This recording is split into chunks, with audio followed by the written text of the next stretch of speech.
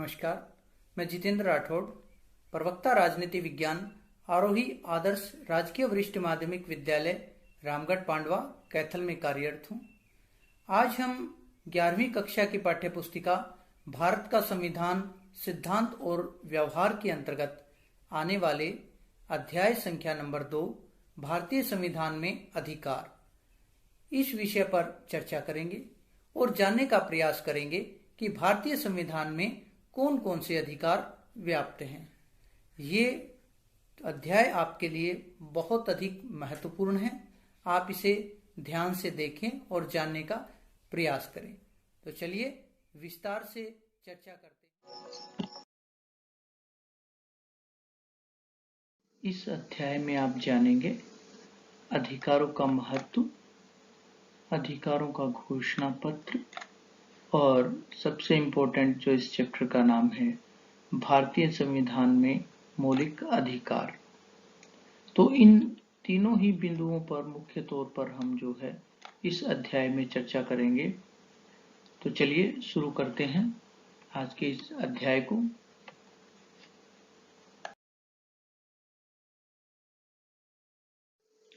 भारतीय संविधान में अधिकार, जो कि हमारे अध्याय का नाम है।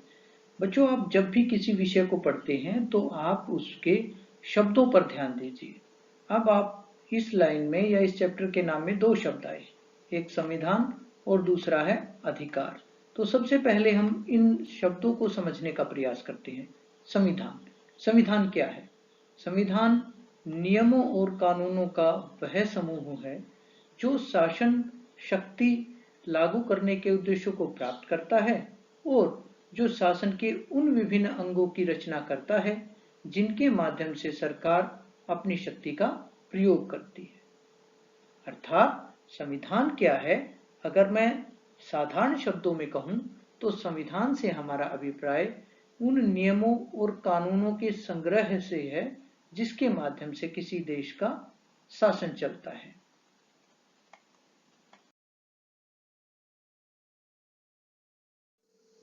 दूसरा शब्द था आपका अधिकार।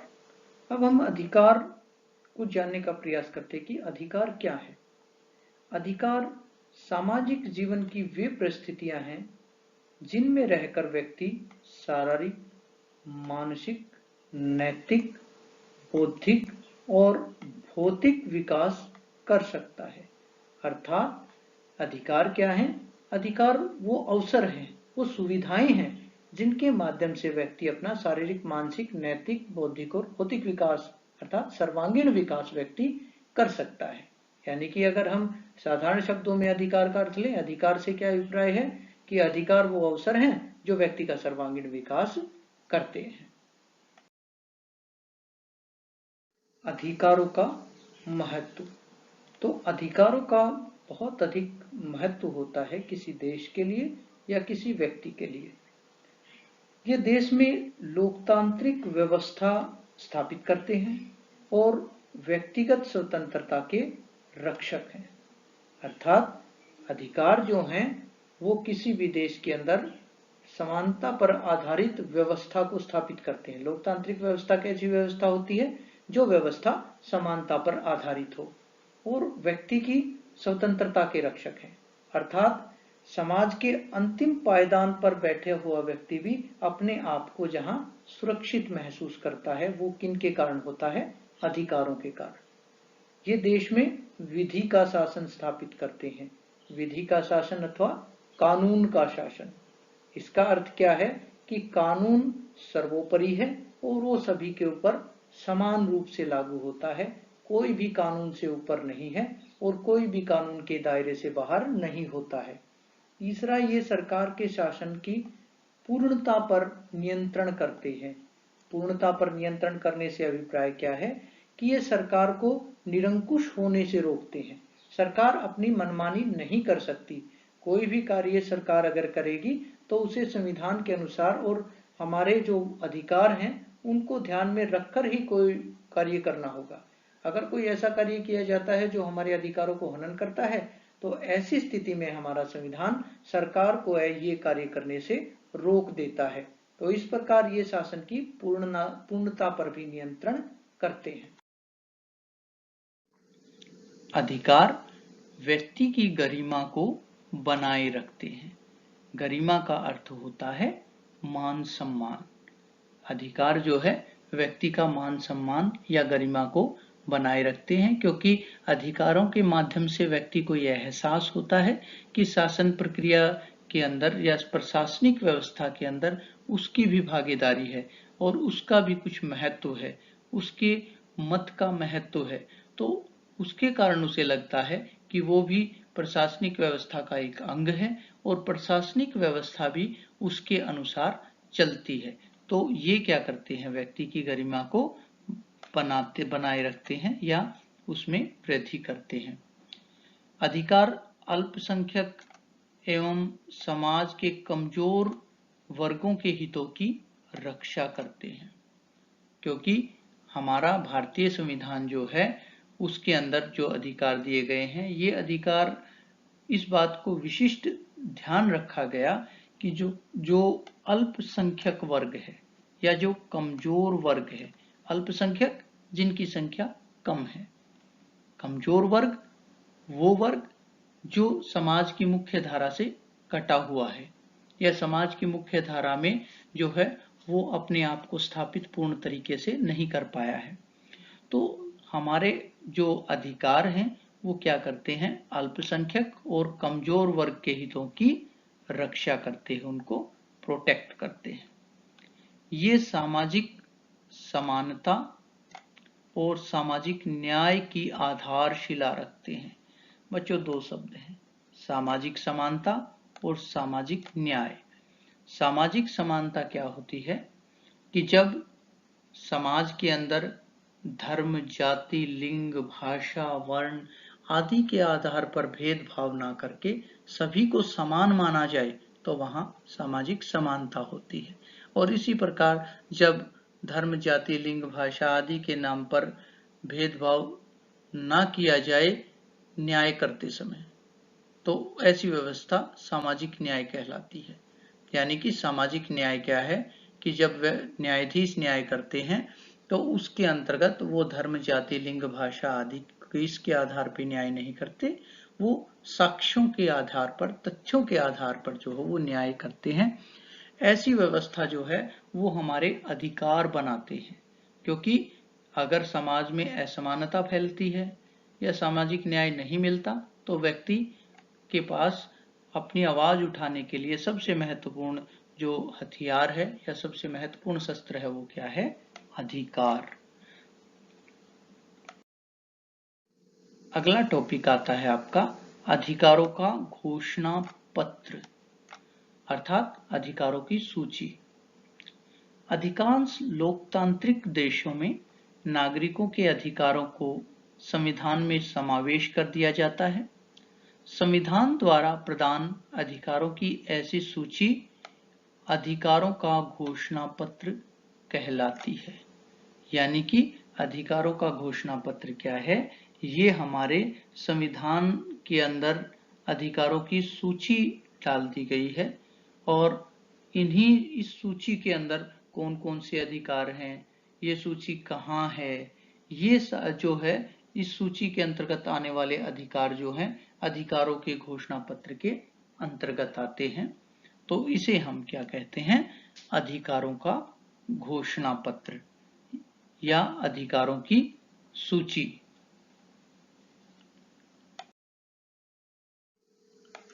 भारतीय संविधान में मौलिक अधिकार, तो जिस अधिकारों की जिस सूची और जिस घोषणा पत्र की हम बात कर रहे थे वो हमारे भारतीय संविधान में कहाँ मिलते हैं।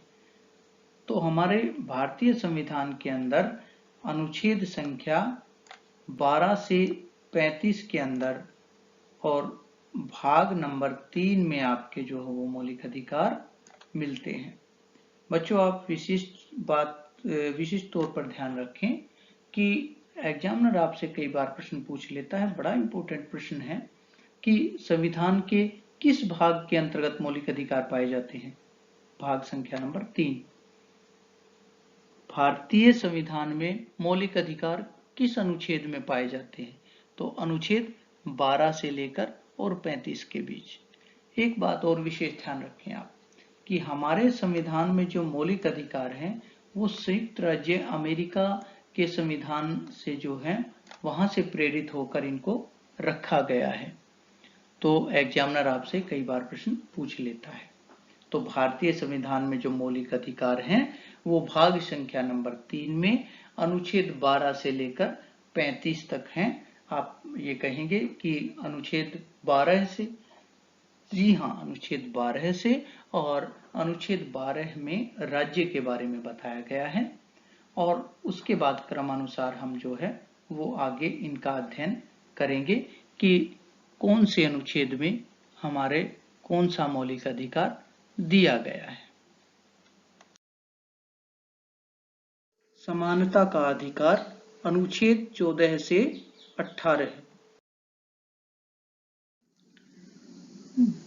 भारतीय संविधान में जब हम मौलिक अधिकारों की बात करते हैं तो सबसे पहला अधिकार आपका जो आता है वो है समानता का अधिकार, जो कि अनुच्छेद संख्या 14 से 18 तक भारतीय संविधान के अंदर दिया गया है।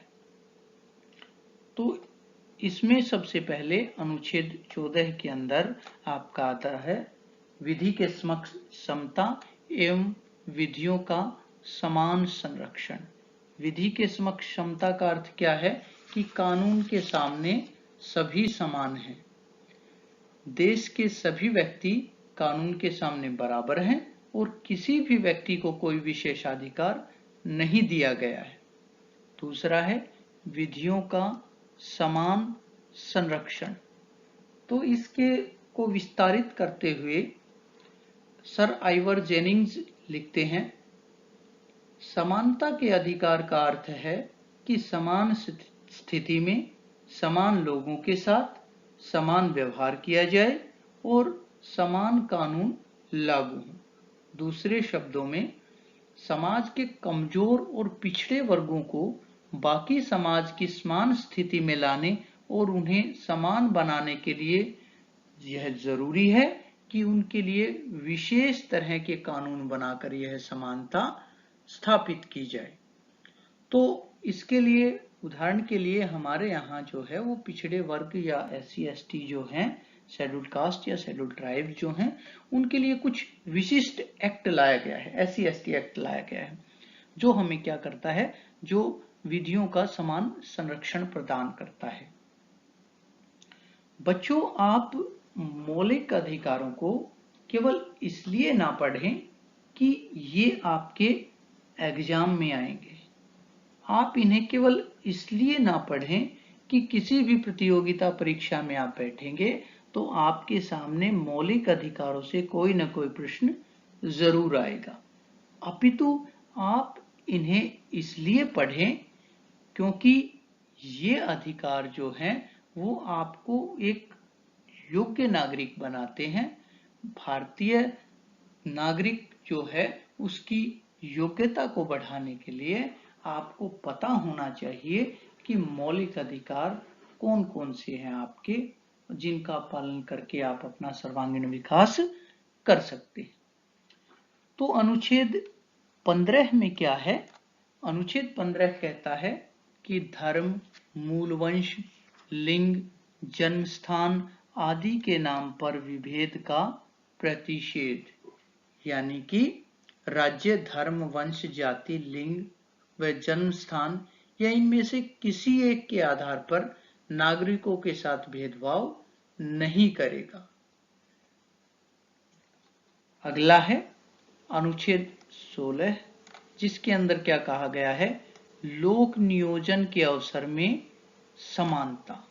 लोक नियोजन अर्थात सरकारी नौकरियों में या सरकारी नियुक्तियों में अवसर की समानता, सभी को समान रूप से बगैर किसी धर्म, मजहब, नस्ल, जाति, वंश, लिंग, जन्म स्थान, किसी अन्य या अन्य किसी आधार पर किसी प्रकार का कोई भेदभाव ना करके और सभी को सरकारी नियुक्तियों में समान अवसर है।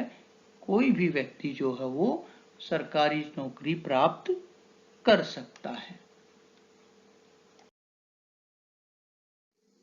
अनुच्छेद 17, अनुच्छेद 17 जो है वो बहुत इंपॉर्टेंट है, क्योंकि इसके द्वारा अस्पृश्यता का अंत किया गया है। अस्पृश्यता क्या है? ये एक कुप्रथा थी हमारे समाज के अंदर, जिसके अंतर्गत छुआछूत की जाती थी, अर्थात कुछ समाज या कुछ व्यक्तियों को या वर्ग विशेष को अछूत समझा जाता था, उन्हें छुआ नहीं जाता था, और मानव होने के नाते हम सभी समान हैं। और इस कारण से जब भारतीय संविधान जो है वो लागू हुआ तो इस बात को विशिष्ट ध्यान रखा गया और ये जो कुप्रथा चलती आ रही थी इसे समाप्त कर दिया गया। और अगर वर्तमान समय में कोई इस प्रकार की व्यवस्था को प्रयोग में लाता है तो उसे के लिए दंड का प्रावधान भी है। भारतीय संविधान में घोषणा की गई कि अस्पृश्यता का अंत किया जाता है और किसी भी रूप में छुआछूत का प्रयोग करने की मनाही है। 1955 में अस्पृश्यता निवारण कानून बना और उसके बाद 1976 में नागरिक अधिकार सुरक्षा अधिनियम 1976 के द्वारा छुआछूत का सहारा लेने वाले व्यक्तियों को संसद और राज्यों की विधान सभाओं की सदस्यता से भी अयोग्य ठहरा दिया जाएगा और उसके लिए दंडात्मक प्रावधान भी लगाए गए हैं। तो हमें जो है वो इस प्रकार की कुप्रथा का विरोध करना चाहिए, इसको समाप्त कर दिया गया है। अनुच्छेद 18, इसके अंदर क्या किया गया है? सेना या शिक्षा संबंधी सम्मान के सिवाय सभी प्रकार की उपाधियों पर रोक लगा दी गई है। जैसे सेना के अंदर आप देखते हैं मेजर है, जनरल है, कमांडर है, ये सारी उपाधियां हैं। इसी प्रकार से शिक्षा के अंदर मास्टर है, डॉक्टर है, ये उपाधियां हैं। तो आज हमारे समाज में ये उपाधियां तो दी जाती हैं, इसके अलावा जो अंग्रेजी शासनकाल था उस दौरान जो उपाधियां दी जाती थी, जैसे राय बहादुर, जंग बहादुर, शाह बहादुर, सर, ये उपाधियां क्या करती थी? ये समाज में कहीं ना कहीं असमानता को फैलाती थी और कुछ लोगों के मन में यह भाव पैदा करती थी कि वो श्रेष्ठ हैं दूसरों से। तो भारतीय सरकार ने या भारतीय संविधान में क्या किया गया है? इन सभी उपाधियों के ऊपर रोक लगा दी गई है कि आपको जो है इस प्रकार की कोई भी उपाधि जो है वो नहीं दी जाएगी। यद्यपि जो है वो देश में श्रेष्ठ सेवा करने वाले व्यक्तियों को पद्म भूषण, पद्मश्री, पद्म विभूषण, भारत रत्न इनसे अलंकृत किया जाता है।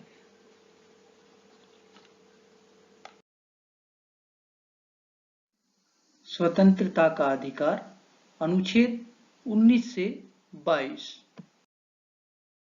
अनुच्छेद 19, तो अनुच्छेद 19 के अंदर जो है वो व्यक्ति को 6 प्रकार की स्वतंत्रताएं दी गई हैं, जिनके अंदर पहला है वाक एवं अभिव्यक्ति की स्वतंत्रता, अर्थात भाषण और अभिव्यक्ति की स्वतंत्रता। व्यक्ति को भाषण देने की स्वतंत्रता है या अपने आप को अभिव्यक्त करने की स्वतंत्रता है, लेकिन इस बात का व्यक्ति को ध्यान रखना होगा कि उसका भाषण किसी भी तरीके से देश विरोधी या देशद्रोही ना हो। दूसरा है सम्मेलन करने की स्वतंत्रता या सभा करने की स्वतंत्रता। व्यक्ति शांतिपूर्ण ढंग से जमा हो सकते हैं और अपना कोई सभा कर सकते हैं, लेकिन ये जो सभा है वो देश विरोधी नहीं होनी चाहिए और साथ में इसमें किसी प्रकार भी हिंसक गतिविधियों को शामिल ना किया जाए। अगला है संघ बनाने की स्वतंत्रता। संघ या संगठन जो है वो बनाने की स्वतंत्रता प्रत्येक व्यक्ति को है। कोई भी व्यक्ति जो है वो अपना कोई विशिष्ट संगठन या संघ जो हो बना सकते हैं। संचरण की स्वतंत्रता, निर्बाध रूप से भ्रमण की स्वतंत्रता। भारत नागरिक जो है वो भारत के किसी भी हिस्से में घूम फिर सकता है, उसके जो है वो कहीं पर जाने की मनाही नहीं है, लेकिन इसमें भी विशिष्ट तौर पर ध्यान रखें कि सरकार कुछ जगहों को चिन्हित कर सकती है जहां नागरिकों का जाना निषेध है, जैसे सेना का एरिया, सेना का क्षेत्र जहां पर नागरिकों को जाने से रोका जा सकता है, क्योंकि वो हमारी सुरक्षा को लेकर ऐसी व्यवस्था है। फिर है निवास स्थान की स्वतंत्रता, यानी कि व्यक्ति जो है भारत के किसी भी भाग में जो हो वो निवास कर सकता है या बस सकता है, रह सकता है। वो भारत के किसी भी अंग में या कहीं भी जाके अपना निवास स्थान बना सकता है, निवास कर सकता है। वृत्ति या पेशा, व्यक्ति को कोई भी व्यवसाय चुनने की या पेशा चुनने की जो है वो स्वतंत्रता है। वो कोई भी व्यवसाय चुन सकता है, चाहे वो डॉक्टर बने, चाहे वो शिक्षक बने, चाहे वो कारपेंटर बने, कोई भी कार्य करे, उसको कोई भी वृत्ति या आजीविका के साधन कमाने के लिए कोई भी व्यवसाय करने की पूर्ण स्वतंत्रता होती है। अनुच्छेद 20 के अंदर है अपराधों के लिए दोष सिद्धि संबंध में संरक्षण। इसके अंदर 2-3 बातें आती है इस अनुच्छेद के अंदर। यह अनुच्छेद कहता है कि किसी व्यक्ति को किसी ऐसे कानून को तोड़ने का दोषी मानकर दंडित नहीं किया जा सकता जो कानून अपराध करते समय लागू नहीं था। यानी कि जब व्यक्ति ने कोई अपराध किया उस समय वो कानून लागू नहीं था, कानून बाद में लागू हुआ है, तो उसे उस अपराध के लिए दंड नहीं दिया जा सकता। दूसरा बड़ा ही महत्वपूर्ण है, एक व्यक्ति को एक अपराध के लिए एक बार दंड दिया जा सकता है, एक से अधिक बार उसी अपराध के लिए दंड नहीं दिया जा सकता। और तीसरी बात जो सबसे महत्वपूर्ण है कि व्यक्ति को अपने खिलाफ गवाही देने के लिए मजबूर नहीं किया जा सकता, जो कि इस अनुच्छेद के अंतर्गत ये बहुत ही महत्वपूर्ण अधिकार बन जाता है कि व्यक्ति को किसी प्रकार का दबाव डालकर जो है उसको अपने खिलाफ गवाही देने के लिए मजबूर नहीं किया जा सकता। उदाहरण के लिए व्यक्ति को अगर किसी व्यक्ति को जो है वो पकड़ा जाता है पुलिस के द्वारा और पुलिस के दबाव में उससे बयान लिए जाते हैं, लेकिन वही व्यक्ति वो बयान अगर न्यायालय में अपने बयान न्यायाधीश के सामने बदल देता है तो उसके ऊपर ये दबाव नहीं बनाया जाएगा कि आप जो है वो आपने थाने के अंदर ये बोला था, यहाँ आप ये बोल रहे हैं, क्योंकि उसको अपने खिलाफ गवाही देने के लिए मजबूर नहीं किया जा सकता। ये हमारा अनुच्छेद 20 के अंतर्गत ऐसी व्यवस्था की गई है। अनुच्छेद 21 जो है हमारा वो कहता है प्राण एवं दैहिक स्वतंत्रता का संरक्षण। इसका अर्थ है कि किसी व्यक्ति को उसके प्राण या दैहिक स्वतंत्रता से विधि द्वारा स्थापित प्रक्रिया के अनुसार ही वंचित किया जाएगा, अन्यथा नहीं।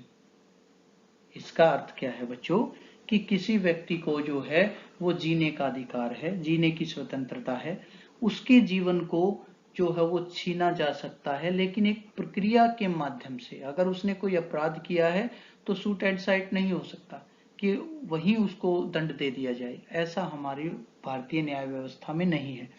पहले अपराधी को पकड़ा जाएगा, फिर एक निश्चित प्रक्रिया चलेगी, उसे न्यायालय में उसके ऊपर मुकदमा चलाया जाएगा, उसे अपना पक्ष रखने का अवसर दिया जाएगा और उसके बाद उसको जो है वो मृत्यु दंड दिया जाएगा और उसके बाद जो है वो व्यक्ति को मृत्यु दंड के अंतर्गत फांसी पे लटका दिया जाएगा।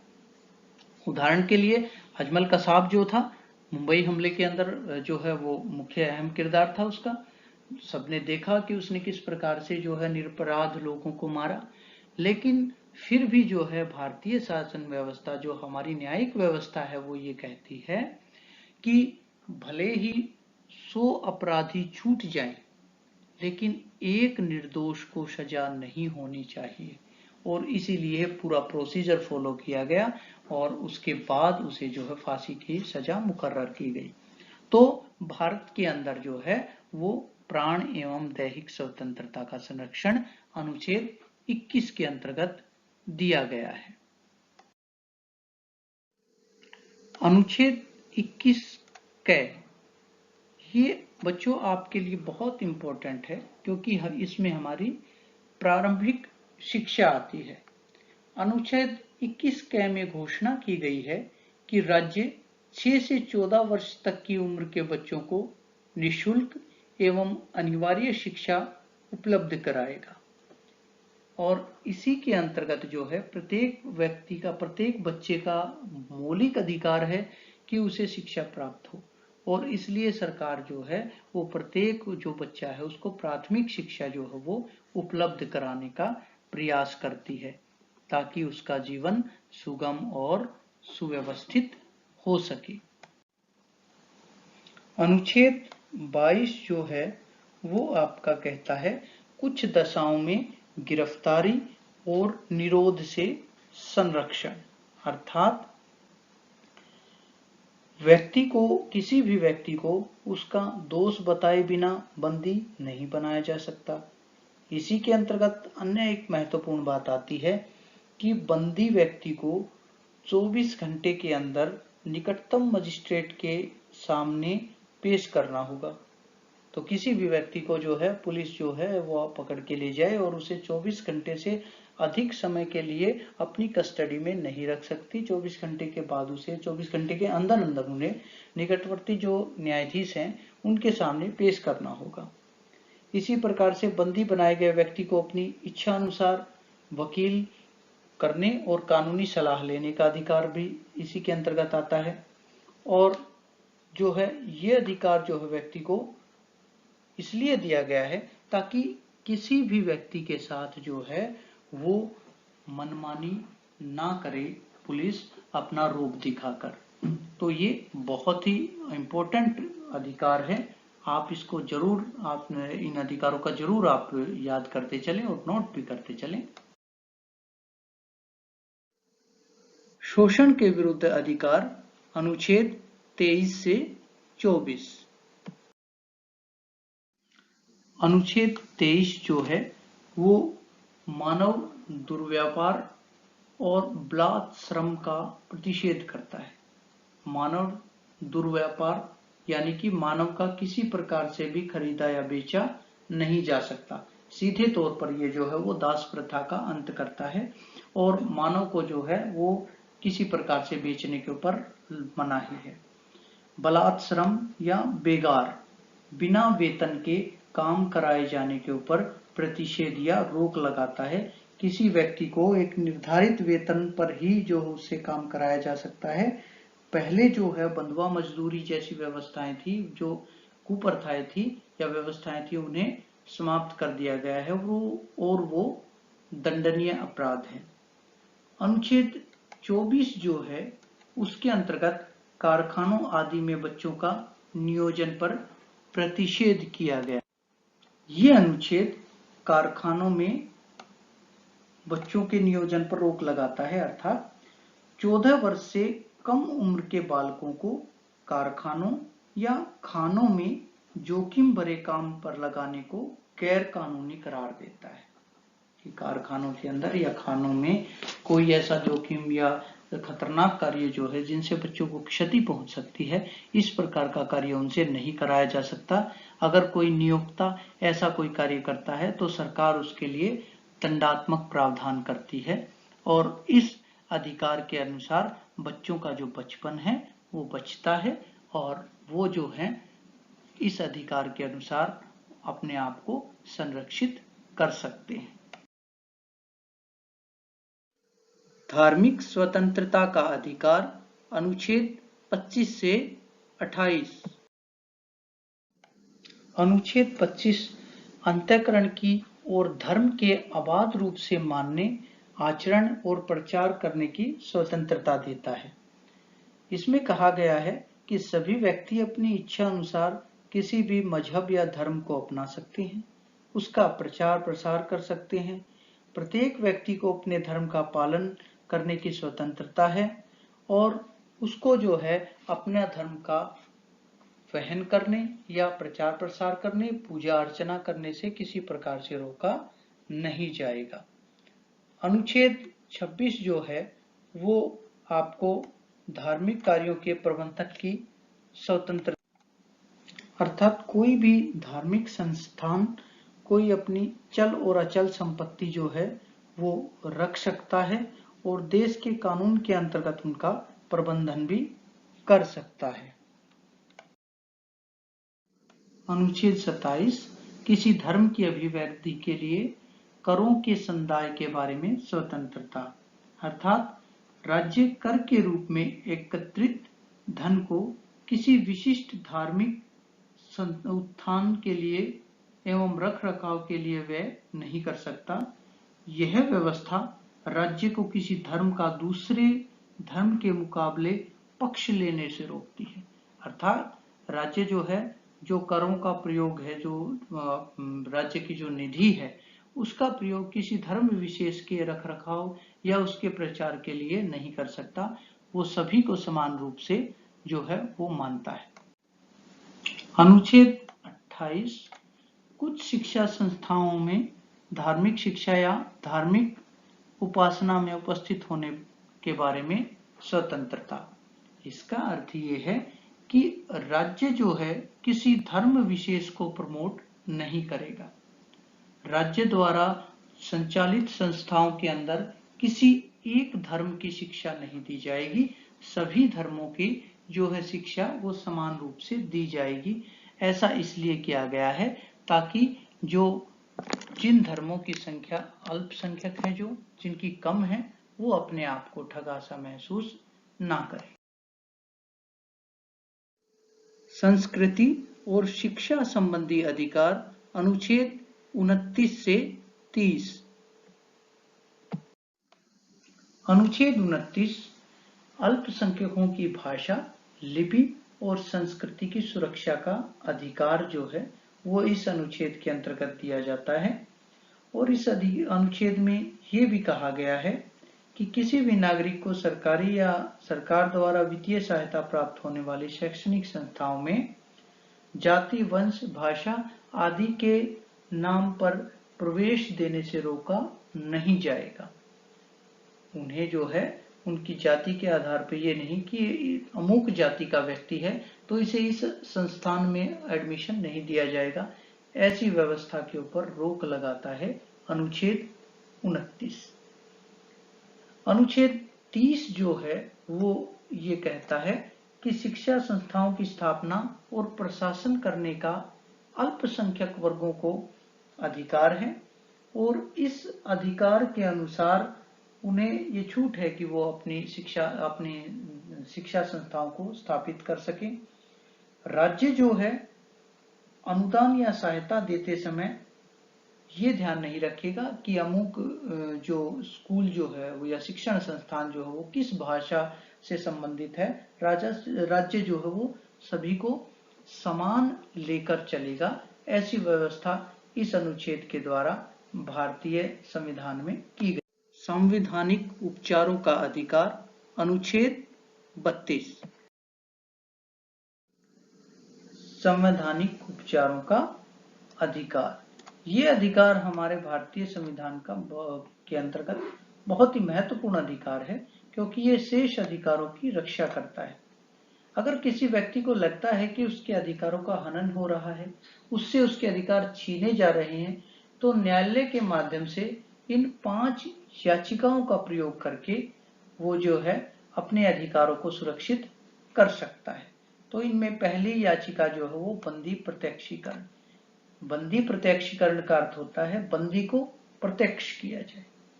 अगर न्यायालय को इस संबंध में प्रार्थना पत्र प्राप्त होता है कि किसी व्यक्ति को जो निरपराध है उसे गैर कानूनी तरीके से कस्टडी में रखा गया है, तो ऐसी और न्यायालय को ये लगता है कि व्यक्ति की बात उचित है, तो ऐसी स्थिति में न्यायालय जो है वो रिट जारी करता है कि आदेश देता है कि बंदी को प्रत्यक्ष किया जाए और इस प्रकार से व्यक्ति को जो है वो प्रत्यक्ष किया जाता है और उसके अधिकारों की सुरक्षा हो सकती है। दूसरा है परमादेश। परमादेश का अर्थ होता है हम आदेश देते हैं। कौन आदेश देता है? न्यायालय आदेश देता है। किसको आदेश देता है? ये किसी कोई निगम है या कोई व्यक्ति है या कोई संस्थान है, अगर वो ठीक तरीके से कार्य नहीं कर रहे हैं अगर वो गैर कानूनी तरीके से कार्य कर रहे हैं तो ऐसी स्थिति में न्यायालय जो है वो व्यक्ति को या उस संस्था को अपना कर्तव्य पालन करने का आदेश दे सकता है। प्रतिषेध लेख। प्रतिषेध का अर्थ होता है रोकना या निषेध करना। अगर कोई अधिकारी या संस्थान कोई ऐसा काम करता है जिसके उसे अधिकार नहीं है, यानी कि उसके अधिकार क्षेत्र में वो कार्य नहीं है, अगर वो ऐसा कार्य करता है और उससे किसी व्यक्ति के मौलिक अधिकारों का हनन होता है, तो ऐसी स्थिति में व्यक्ति जो है वो न्यायालय में प्रतिषेध याचिका दायर कर सकता है। और अगर न्यायालय मामले की सुनवाई करके इस नतीजे पर पहुंचे कि संबंधित अधिकारी या संस्थान अपने अधिकार क्षेत्र से बाहर काम कर रहा है, तो ऐसी स्थिति में न्यायालय जो है इस काम को रोकने के ऊपर रोक लगा सकता है। उत्प्रेक्षण लेख। उत्प्रेक्षण लेख जो है वो इसका अर्थ होता है पूरी तरह से सूचित करें। ये जो याचिका है, इस याचिका के अंतर्गत कई बार न्यायालय जो है वो ये मानता है कि मान लीजिए सर्वोच्च न्यायालय है या उच्च न्यायालय है, अगर न्यायालय ये मानता है कि अधीनस्थ न्यायालय ठीक तरीके से कार्य नहीं कर रहा या ये जो अधीनस्थ न्यायालय के ये विषय अधीनस्थ न्यायालय के अधिकार क्षेत्र में नहीं आता, तो ऐसी स्थिति में जो है वो अधीनस्थ न्यायालय से वो मुकदमा अपने पास मंगवाकर उच्च न्यायालय उसकी सुनवाई कर सकता है या फिर उस मुकदमे को किसी अन्य न्यायालय में भी भेज सकता है। अगला है अधिकार परीक्षा, जिसका लैटिन भाषा में अर्थ होता है किस अधिकार से। अगर एक व्यक्ति कोई ऐसा काम करने की कोशिश करता है जो उसके अधिकार क्षेत्र में नहीं है या कोई ऐसा पद प्राप्त कर लेता है जिसके वो काबिल नहीं है, जिसकी योग्यता उसको नहीं है, तो ऐसी स्थिति में जो है वो किसी भी व्यक्ति के द्वारा प्रार्थना पत्र न्यायालय में दायर किया जाता है और न्यायालय इस बात की जांच करके उस व्यक्ति से ये पूछ सकता है कि किस अधिकार से आपने जो है ये आदेश दिया है, और अगर न्यायालय को लगता है कि इसने गलत तरीके से इस पद को ग्रहण किया है तो उसे पद मुक्त भी कर सकता है। तो ये था हमारा संवैधानिक उपचारों का अधिकार। इतना महत्वपूर्ण अधिकार है बच्चों कि डॉक्टर B.R. अम्बेडकर ने इसे संविधान का हृदय और आत्मा तक कह डाला है, क्योंकि ये अधिकार जो है अन्य सभी अधिकारों को संरक्षण प्रदान करता है। अब आपके मूल्यांकन का समय है कि आपने क्या सीखा है। अधिकार क्या हैं, अधिकारों का घोषणा पत्र क्या होता है, अधिकारों का महत्व क्या है और भारतीय संविधान में अधिकार कौन कौन से अधिकार दिए गए हैं या मौलिक अधिकार दिए गए हैं। तो आज हमने इन सभी टॉपिक्स के बारे में विस्तार से जो है वो चर्चा की है। अब आप जो है अपनी पाठ्य पुस्तिका की सहायता लेकर और अपने स्वयं के नोट्स बनाएंगे और इन सभी टॉपिक्स को अच्छे से तैयार करेंगे। आशा है बच्चों आपको आज का अध्याय समझ आया होगा। धन्यवाद।